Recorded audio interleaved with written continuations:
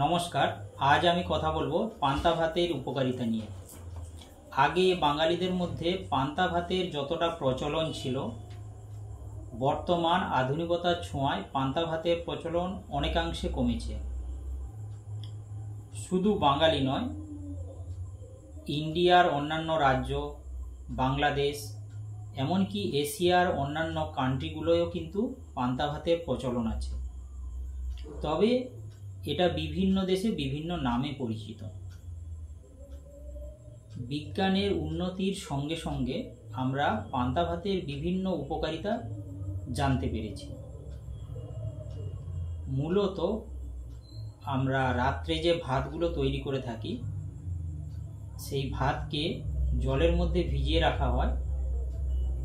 সকালে প্রায় 12 ঘন্টা পরে এই ভাত পান্তা ভাতে রূপান্তরিত হয়।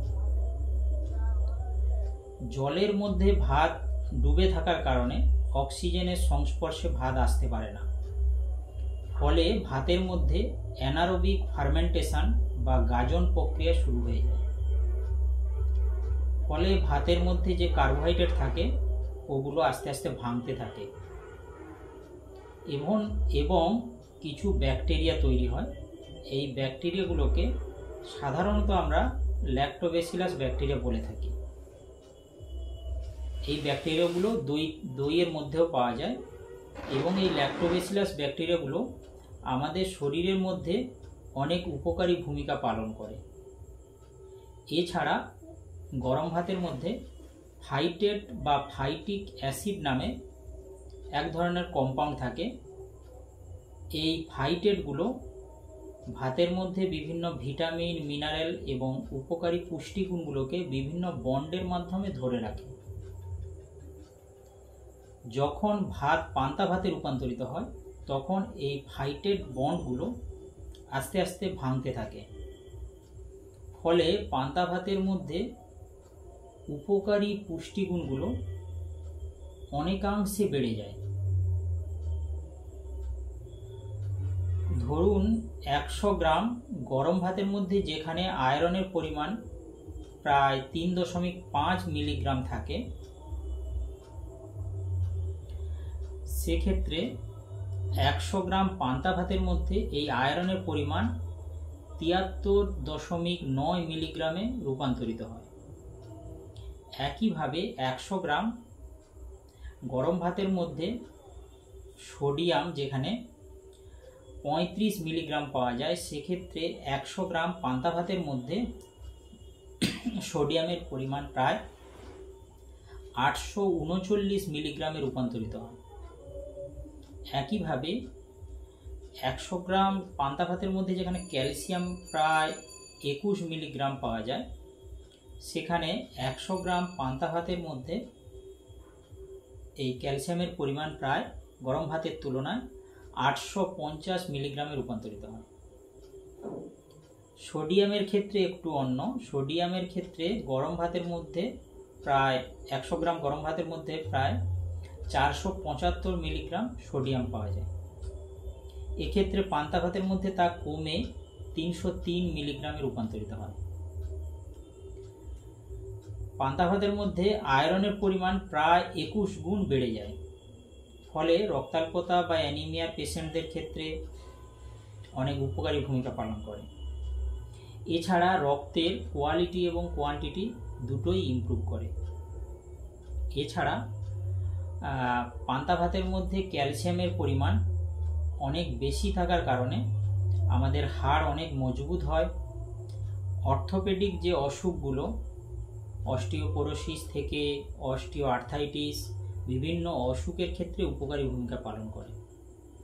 এছাড়া পান্তা ভাতের মধ্যে ম্যাগনেসিয়ামের পরিমাণ অনেক বেশি থাকার কারণে ম্যাগনেসিয়াম আমাদের শরীরের মধ্যে যে এনজাইমগুলো থাকে, বিশেষ করে প্যানক্রিয়াস এবং লিভারের মধ্যে যে এনজাইম থাকে, তাদের কার্যকারিতা অনেকাংশে বাড়িয়ে দেয়। আর এনজাইমগুলোর কার্যকারিতা বেড়ে গেলে এই অর্গ্যানগুলো অনেক সুন্দরভাবে ফাংশন করে এবং আমাদের শরীরের মধ্যে অন্য যে নিত্য নৈমিত্তিক যে কাজগুলো সুন্দরভাবে পরিচালিত হয়। এছাড়া পান্তা ভাতের মধ্যে কিছু এসেনশিয়াল মেটাবোলাইটস থাকে, বিশেষ করে যেটা দেখা গেছে যে বিটা সিস্টোস্টেরল এবং কম্পেস্টেরল এই নামে দুটো মেটাবলাইটস পাওয়া যায়, যেগুলো শরীরের মধ্যে বিভিন্ন ইনফ্লামেশন বা প্রদাহ এগুলোকে কমিয়ে দেয় এবং ব্যথা বেদনা এগুলোকে কমিয়ে দেয়। ফলে আমাদের হার্টের বিভিন্ন ইসচেমিক অসুখগুলো, হার্ট অ্যাটাক এগুলো কিন্তু অনেকাংশে কমে। এছাড়া পান্তা ভাতের মধ্যে কার্বোহাইড্রেট যেরকম ভেঙে যায়, সেরকম ফ্যাটও অনেকটাই ডিজলভ হয়ে যায় এবং ফ্যাটের গ্লোবিউলসগুলো ভাঙতে পারে। ফলে আমরা পান্তা ভাতের মধ্যে ফ্যাটের পরিমাণ অনেক কম পাই। টোটাল কোলেস্টেরল, যে খারাপ কোলেস্টেরলগুলো থাকে এলডিএলগুলো, সেগুলোর কিন্তু পরিমাণ অনেক কম আমাদের শরীরে ইনটেক হয়। ফলে আমাদের কিন্তু লিভার অনেক ভালো থাকে এবং লিভারের যে অনেক রকম অসুখ, ফ্যাটি লিভার থেকে সমস্ত অসুখ অনেকাংশে কম হয়।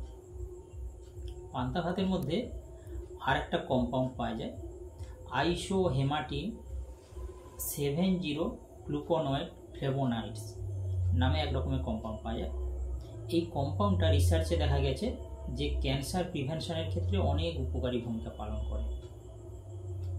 এছাড়া পান্তা ভাতের মধ্যে আমরা যদি দেখে থাকি iron, calcium, potassium, phosphorus, magnesium, vitamin A, vitamin B12, vitamin B6, বিভিন্ন প্রোটিন, বিভিন্ন অ্যান্টিঅক্সিডেন্ট সবগুলোর পরিমাণ কিন্তু গরম ভাতের তুলনায় অনেকাংশে বেড়ে যায়। ফলে আমরা নিয়মিত যদি পান্তা ভাত খেয়ে থাকি তাহলে আমাদের শরীরের কিন্তু ইমিউনিটি পাওয়ার বা রোগ প্রতিরোধ ক্ষমতা অনেকাংশে বেড়ে যায়। এছাড়া পান্তা ভাত আমাদের শরীরকে কুল রাখে, ঠান্ডা রাখে, ন্যাচারাল কুলার হিসাবে কাজ করে। এছাড়া পান্তা ভাতের মধ্যে অনেক কোলাজেন ফাইবার অনেক বেশি পরিমাণ পাওয়া যায়। ফলে আমাদের স্কিনের জন্য পান্তা ভাত কিন্তু অনেক উপকারী ভূমিকা পালন করে। তবে এক্ষেত্রে একটা জিনিস বুঝতে হবে যে পান্তা ভাত যদি সম্ভব হয় লাল চালের ভাত থেকে তৈরি করলে এই উপকারী ভূমিকাগুলো অনেক বেশি পাওয়া যায় এবং 12 ঘন্টা জলে ভিজিয়ে রাখতে হবে পান্তা ভাতটাকে। কিছু ক্ষেত্রে দেখা যায় যে অনেকে 12 ঘন্টার বেশি যখন পান্তা ভাতকে ভিজিয়ে রাখে তখন এই ভাতের মধ্যে অ্যানারোবিক ফার্মেন্টেশনের ফলে অ্যালকোহলের পরিমাণ কিন্তু বেড়ে যায়। ফলে কি হবে, ওই ভাত যখন আমরা খাবো আমাদের শরীরের মধ্যে লেথার্জি বা ঝিনঝিন ঘুম ভাব, গা ম্যাজম্যাজ করা, এসব কিন্তু সমস্যাগুলো পাওয়া যায়। এছাড়া যদি অপরিষ্কার পাত্র বা অপরিষ্কার জল দিয়ে পান্তা ভাত করা হয় তাহলে কিন্তু জিআই সিস্টেমের বিভিন্ন অসুখ, ডায়রিয়া, কলেরা, ভমিটিং এরকম বিভিন্ন অসুখও কিন্তু হতে পারে। আবার কিছু মানুষের ক্ষেত্রে দেখা যায় যে পান্তা ভাতের সঙ্গে র সল্ট মানে কাঁচা নুন বা অয়েলি বিভিন্ন ফুড বা ভাজাভুজি খান, সেক্ষেত্রে এই যে খাবারগুলো এই বা র সল্ট এগুলো শরীরের পক্ষে অনেক কিন্তু খারাপ ভূমিকা পালন করে এবং অনেক অসুখের জন্য এগুলো দায়ী থাকে। ফলে আমাদের চেষ্টা করতে হবে পরিষ্কার পরিচ্ছন্নভাবে যদি আমরা পান্তা ভাত তৈরি করি এবং পান্তা ভাত সঠিকভাবে খাই এবং নিয়মিত খাই তাহলে কিন্তু আমরা অনেক উপকারী ভূমিকা আমাদের শরীরে পান্তা ভাত পালন করবে। Thank you.